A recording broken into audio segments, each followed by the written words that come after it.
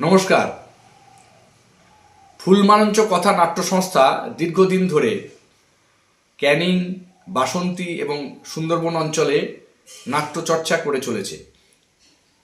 নাটক উপস্থাপন, নাটকের সেমিনারের আয়োজন, নাটকের কর্মশালার আয়োজনের সঙ্গে সঙ্গে ফুলমালঞ্চ কথা নাট্য সংস্থা নাট্য উৎসবেরও আয়োজন করে থাকেন। এবছর 13-14 জুন শিবগঞ্জে ধনঞ্জয় চম্পাবতী সভাগৃহে ফুলমালঞ্চ কথা নাট্য সংস্থা নাট্য উৎসবের আয়োজন করেছেন। এই নাট্য উৎসবে মোট 8টি দল নাটক উপস্থাপন করছেন।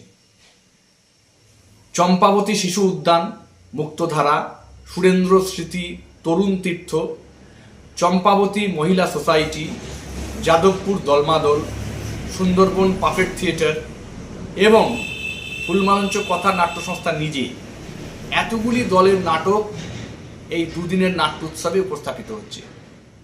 আমরা সকলেই জানি যে সুন্দরবন, বাসন্তী, ক্যানিং এই অঞ্চলে কিন্তু নাট্যচর্চার খুব যে প্রসার আছে তা নয়। ফুলমালঞ্চ কথা নাট্য সংস্থা এবং আরও কিছু নাট্যদল হয়তো এখানে নাটকের কাজ করে চলেছেন।